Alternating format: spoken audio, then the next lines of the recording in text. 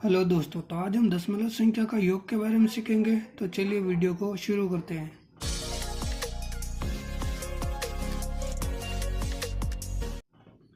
तो हम पहला उदाहरण लेते हैं। 0.25 प्लस 0.45। तो सबसे पहले हम पॉइंट वाली संख्या को एक साथ रखेंगे। तो सबसे पहले इसको इस प्रकार लिख सकते हैं और 0.45 को इस प्रकार लिख सकते हैं और इन दोनों का योग करेंगे। 5 और 5 हो जाएगा 10, इसका आ जाएगा 0 और हासिल लग जाएगा 1। 4, 5, 6 और 7 और पॉइंट समान जगह होंगे और ये 0, 0, 0। इस प्रकार हमारा आंसर आ जाएगा 0.70। इसी प्रकार हम दूसरा उदाहरण देते हैं जो कि 0.625 प्लस 0.0255। तो इसको हम इस प्रकार लिख सकते हैं। दशमलव हमेशा समान स्थान पर होना चाहिए दोस्तों। तो इसको लिख सकते हैं 0.625 और दूसरा दशमलव है, एक संख्या के बाद है, तो इसको 0. उसके बाद 0.255। तो इन दोनों का योग करना है, तो यहाँ प्लस का निशान लग जाएगा। इस प्रकार हम देखते हैं कि 5 के ऊपर कुछ नहीं है, अर्थात यहाँ 0 हो जाएगा। अब हम इनका योग करेंगे तो 5 और 0 हो जाएगा 5, 5 और 5 हो जाएगा 10, इसका हासिल लगेगा 1। इस प्रकार 1 और 2 3 और ये 2 5।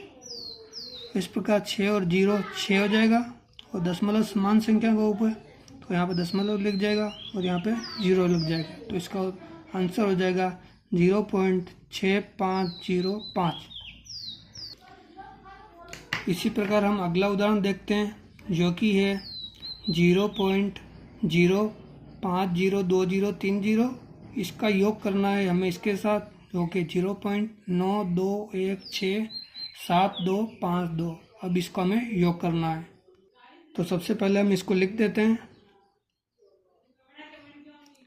दशमलव को हमेशा समान जगह पर रखना है दोस्तों। जैसे कि एक संख्या के बाद दशमलव है, तो सबसे पहले एक संख्या के बाद दशमलव लगा देते हैं, फिर इसको लिख देंगे 502030। इसी प्रकार हम दूसरा लिख देंगे, क्योंकि दशमलव एक संख्या के बाद है तो दशमलव यहीं आएगा और इस तरफ 0 लगेगा। इसके बाद हो जाएगा 9, 2, 1, 6, 7, 2, 5 और 2। अब इसका हमें योग करना है। अब हम देखते हैं कि 2 के ऊपर कुछ नहीं है, अर्थात यहाँ 0 हो जाएगा। अब हम इसका योग करेंगे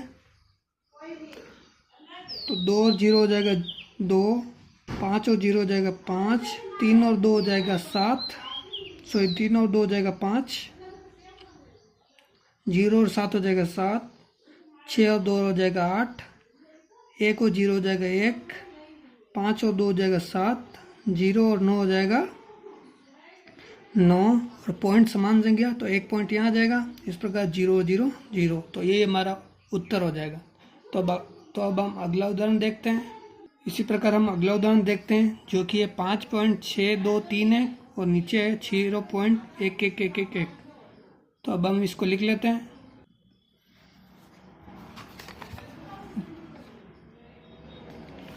दशमलव हमेशा समान स्थान पर होना चाहिए, तो दशमलव एक संख्या के बाद है, यहाँ भी एक संख्या के बाद है, तो हम इसको लिख लेते हैं 0.6231 और 0.1111 और 1 और 1।